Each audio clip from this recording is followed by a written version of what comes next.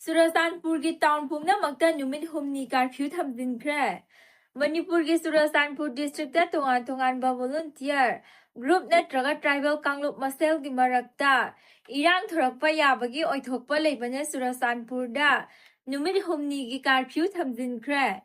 Iram asiga mari lainana Churchsndpur district magistrate Darun Kumar S nangarang thokpa siron amana district asigi town area pumnamakta Bharatiya Nagarik Suraksha Sanhita Lising Ani Kun Kulhumdogi Section Samaga Humdogi Makada Ngarang Numidangi Pung Taruk Tabadagi Horaga Lakliba October Tarani Palgi Ayuk Pung Nipal Pauba Curfew Thamle Haina Kangan Kimani Section Asigi Matung Ina Churchsndpur town area da Miyoi manga natraga manga dagi hena punbada athingba thamkibaga loinana miyoi amatana khusu khulai amadi Asok apan thoan bayaba polam puduna satpada athingba thamkhre adum oinamak hairiba athingba sing asi law and order essential servicing dadi council loi hairi